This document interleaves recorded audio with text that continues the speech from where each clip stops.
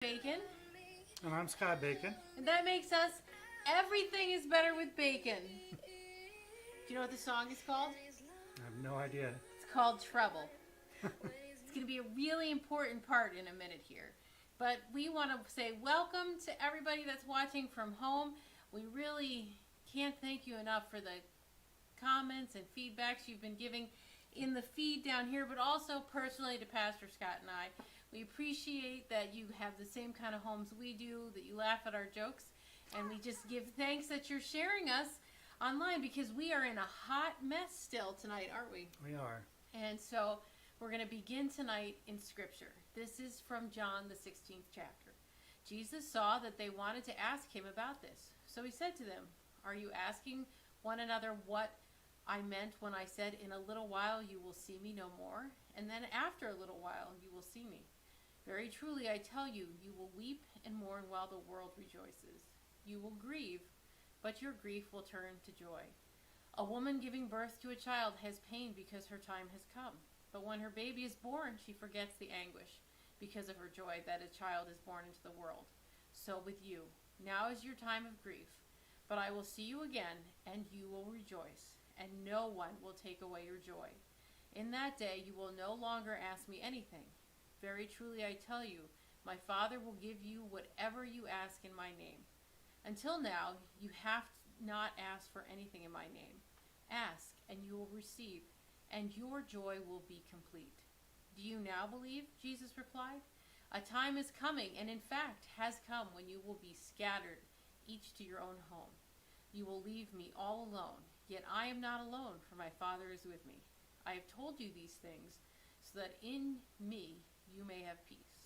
In this world you will have trouble, but take heart. I have come to overcome the world." And what John 16, the way I hear it, is a great, a very much needed promise from God, because life is messy. It always has been, and it always will be. And adding even faith into your life doesn't make your life unmessy. And to think so only means Trouble. That's right. The theme song for today, it just means trouble for yourself. It means trouble for others. Enjoy the mess, people, enjoy the mess. because life is messy. It is. And the messiness of life, you do have this great assurance, this promise and direction that we have because of our faith. Particularly the verse from Jesus that Nancy just read a minute ago, in this world that you'll have trouble, you'll have messes, but don't despair, for Jesus has overcome the world and its messes. And this no way suggests that you avoid all or maybe even any of life's messes by believing in Jesus, but relying on him, though, you can overcome as Jesus overcomes. You find faith to find the both purpose and direction for your life. You find hope to enjoy the good times and endure the bad times. You find grace to encourage you along the way, life's bumpy and curvy way. And so we find Jesus Christ in the messiness of your life. We do. Jesus did not avoid messy people. In fact, Jesus looked for them. Jesus found the adulterous woman and said to her, "Look at me. Jesus found Zacchaeus way up in a tree, and he says, Come down to me. Jesus told the Samaritan woman, Draw near to me. and at the end, Jesus told the sinner on the cross. Meet me in paradise." Each of these people were in a big, big mess. A big mess. Each of them found Jesus Christ in the mess because that was where he was. Absolutely. Not that Jesus created the mess, or for them, or for that matter, creates messes for us, but he knows that in the messes of life is where he is guaranteed to find us. Jesus gives us, as the cleanup for our messes. That's right. Jesus is your Mr. Clean. Come on, you have to have a little fun. We're getting so deep in here, right? Maybe the better way to say it is Jesus is the light in our darkness. Yeah, I don't know about Mr. Clean. He's got a cool earring. Come on. Jesus would wear something like this. Oh my goodness. But maybe the bit more biblical way to say it is that we would be the light of Jesus, but more than that, by believing in Him and finding our hope and our trust and relying on Him, that we'll no longer, as Jesus says in John 8, walk in darkness, but walk in the light of life, which is Him. So Christianity, and this is a big one. It is. Christianity isn't about staying out of trouble. It's knowing who your help is when you are in trouble. And that's really hard for us. Yep. Right? Because we would rather be perfect. Wouldn't life be better that way?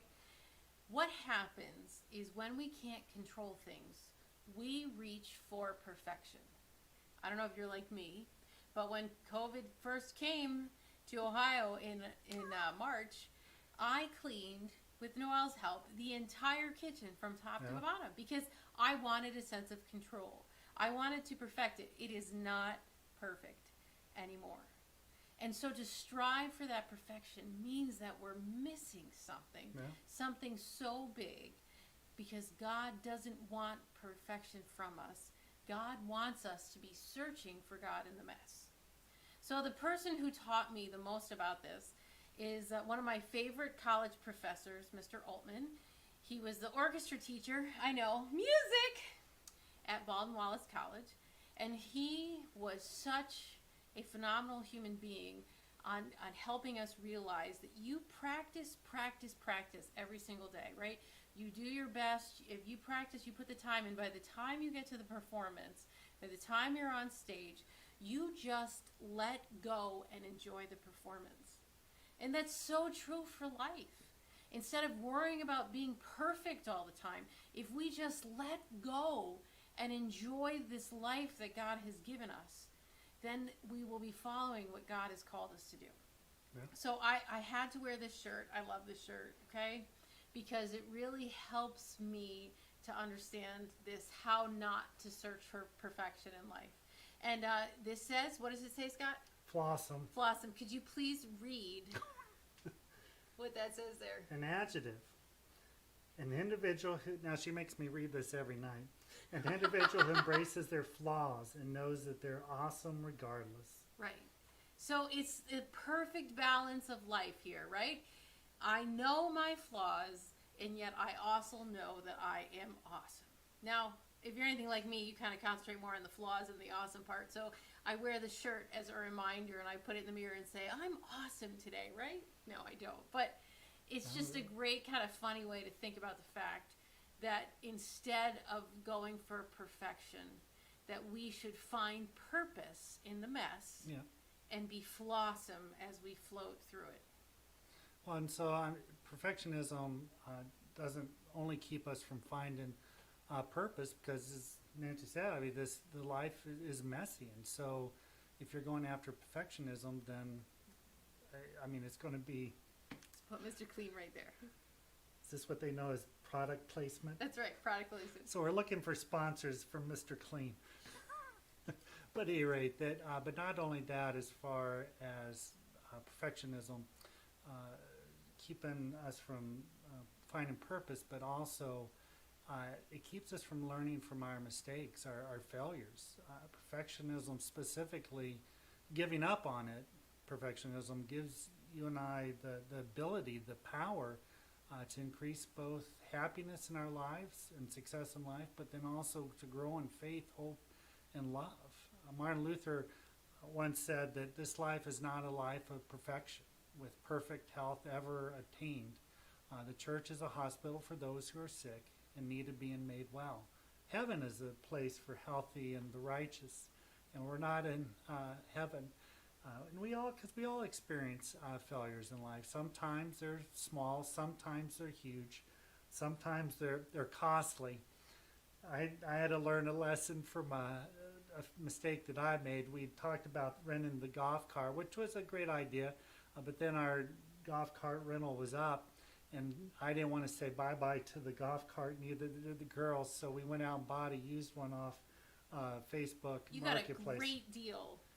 Well, I should have known. It wasn't like I was looking for a deal. There wasn't that many. I wanted a certain kind and so forth, but it was a little cheap. Well, it just didn't go forward fast, but now it does. Yeah. So, but I immediately had to replace batteries for it, which are costly. Had to replace the wheel. So this bargain wasn't so much a bargain. I should have just paid a little bit more for a better used one. But I mean, we all make mistakes and failures in life, and if I just wanted it to be perfect, Mrs. Flossom, that it'd be devastating. I mean, any kind of loss or failure in life, because it's just like it's the end of the road for you if you are a perfectionist. But if not, if you give up on that and you're willing to learn from your mistakes, learn from your failures, then instead, I mean, since messes are inevitable, you actually, that becomes, as painful as it might be or as costly as it might be, both an experience to learn and grow from, but also an opportunity to learn and grow from. Proverbs 24:6 says that the wise will fall 7 times, but will rise. Well, that'd make a great shirt for you for next time. I'm just The saying. wise. The wise. Yeah, there you go. Little Snoopy one with the wise one, I don't know. But that's very important here in this proverb, that it's not that God is saying that we won't fail, but that we will fail. But by being faithful, by being wise, and giving up on perfectionism, that we will rise and learn from our mistakes. Because just as failing is inevitable, rising for those of us who strive to live by faith, rising is also not only possible but essential. So either you're going to learn from your past or you're going to relive it. And perfectionism is certainly a certain way, rather, to relive it over and over. Isn't there another word? I think it's something like, You have another shirt? no, like when you relive something over and over and over again. Oh, insanity, right. So perfection really just leads to insanity. Probably Right. does. But so a point certainly to make in this, I mean, takeaway, is that Jesus did not avoid messy people, but he intentionally went out to find them, to And find you. Yeah, and he finds us today. Yeah. We all are messy. Scott, are you messy? A little bit. Yeah, we're all messy. I'm really We messy. all have our places we're messy in, our messy drawer, closet, we put all our crap.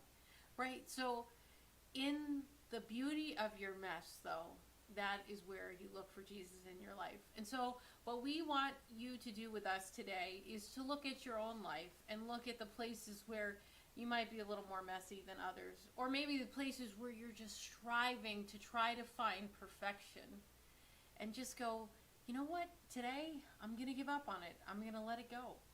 Because here's the truth of the matter, is not only is Jesus looking for us in the mess, he sends us messengers to help us along the way. Isn't that a good ending? Sure. Yeah, it is. So, I was just wondering who these messengers are. well, sometimes it's me, sometimes it's you, sometimes it's the people in our churches, it could even be people online, but guaranteed that God will give you people along the way to help you so you keep away from insanity and perfectionism. Okay. God bless this mess, right? God Wait bless this mess. till we take this next week, because this mess continues into something even more profound. So please share this, stay tuned, and we will see you next Wednesday at 7 o'clock. I don't know. I don't think I have found a t-shirt yet for this next level. So I'm sure you'll find I'll accessories. have to go shopping. Bye.